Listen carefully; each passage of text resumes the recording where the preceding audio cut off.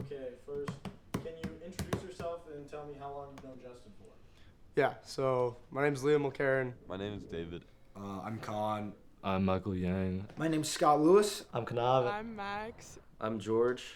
And I've known Justin for just over 3 years. All 4 years of college. 4 years. For about 4 years. Since the beginning of this year. About 4 years now. For 4 years. My first impression of Justin, I remember him just as a water polo kid who would buzz his hair and was a bit interesting. A little odd.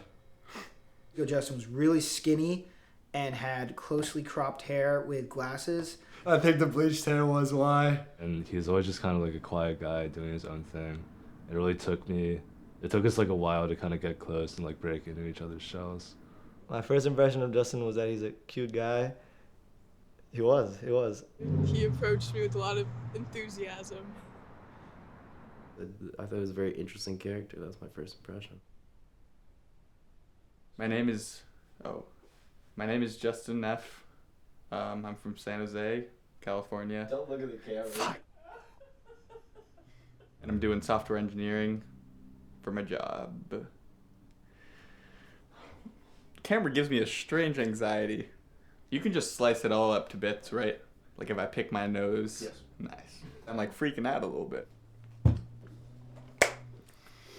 My name is Justin Neff. I live in the house that's turquoise out front. It's on Pershing. I was born in San Jose, California. It's pretty ordinary, I think. St. Jude's Hospital. I was mostly just in the suburbs as a child.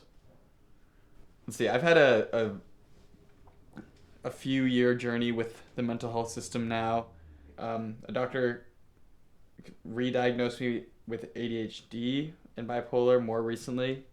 I've been on different medications over the past few years to try to mitigate some of those things, but I'd say that's probably, I'm just like kind of depressed in general.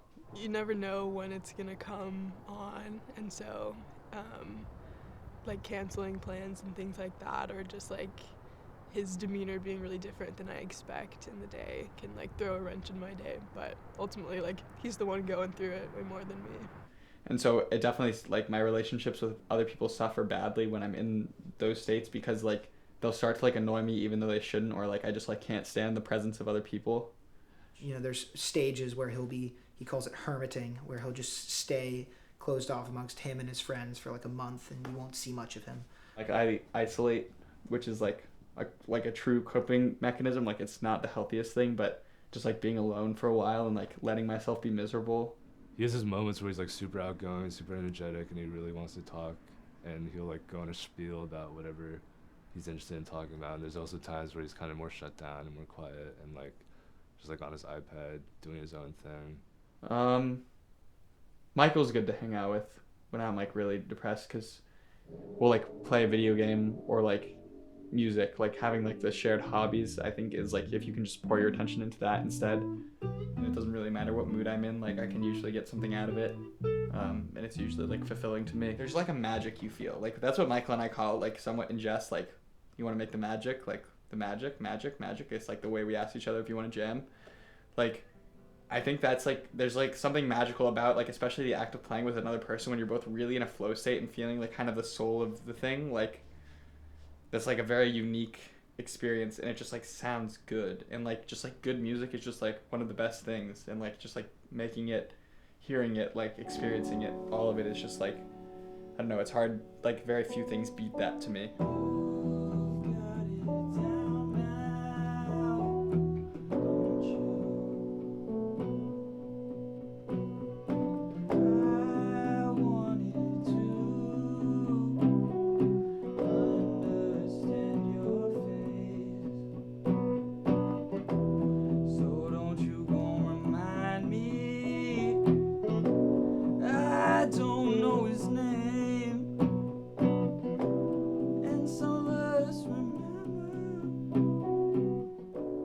I'm impressed because he's someone who's like been through some hardships in terms of just like dealing with others, and he comes out on the other side of that like still just seeing the best in everybody that he meets and assuming the best in people.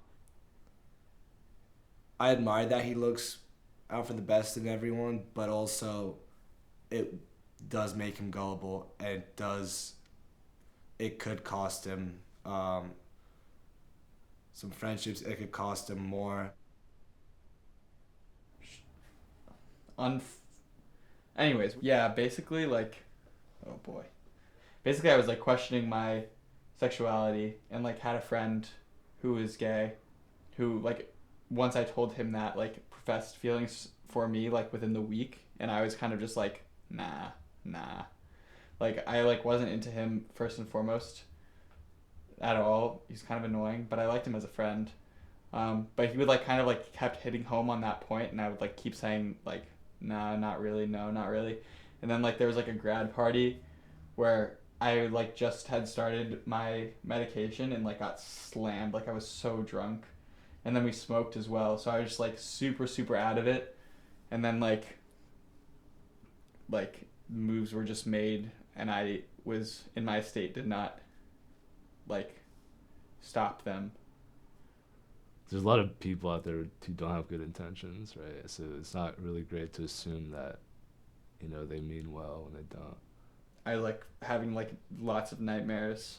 Like, I didn't remember the night. Like, I only had, like, pieces of it, and then, like, kind of it, like, would come back to me more and more over time. Like, I have a really hard time, like, holding, like, serious grudge against him, because he was, like, also a very troubled human being. And, like, I kind of get, like, it does not excuse the action whatsoever, but, like, I feel like I can almost kind of, like, he wasn't intending to cause any harm with his actions. It was more just, like, very selfish and short-sighted and, like, kind of the mind of an 18-year-old. And so we just kind of, like, I kind of ignored that he existed afterwards. He's one of the most empathetic people I know, and his understanding of other people and his awareness of the situation around him and people's emotions is top-notch. I think, in general, his thinking that everyone is good and everyone deserves the best, and until otherwise everyone's fantastic, I think it's a great in general. I would say I've seen Justin get hurt by it too many times, though. I do think that his idealism is extreme. So what would you say to people that think that your way of thinking is naive? I'd say you're probably right. I know, like, some people admire it. I'm sure others find it, like, dumb at times. I find it dumb at times. I don't know if it's, like, if there's, like, an intrinsically good or bad element to it, because I think you can get to good either way, as long as it's, like you can either trust everyone and get to good, or you can trust no one and still get to good, I think. I guess I'd just rather hope. He just kind of looks for the good in things, and I think that's good to have around us, especially as someone you consider your friend. I think whenever Justin asks me, like, how it's going, it always comes from a place of he actually cares. He's not just asking to ask. Justin's one of the first people I talk to about serious things, like emotional things, and things where I want another perspective on it, because he's someone that I trust and someone who I know is very in connect with his emotions and is good at giving advice with other people's emotions. But he's always capable of being the person you need. It's hard for me to think what other people think of me, because there's a lot of, like, I've never been super clear on those points, and I worry about it sometimes. Justin is unique. Justin is dangerously empathetic. An enigma. I'd say Justin is caring. Justin is joy.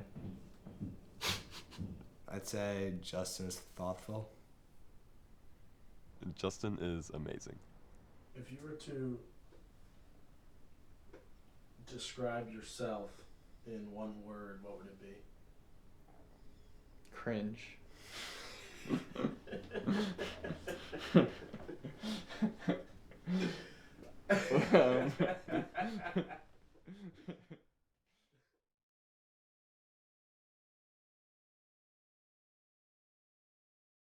Is this like film noir? What's this whole thing?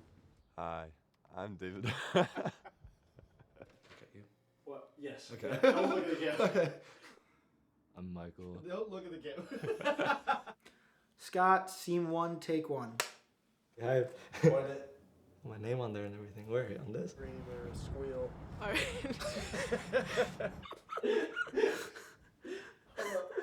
Now, just a couple sound bites. Can you say, "It was me, I did it"?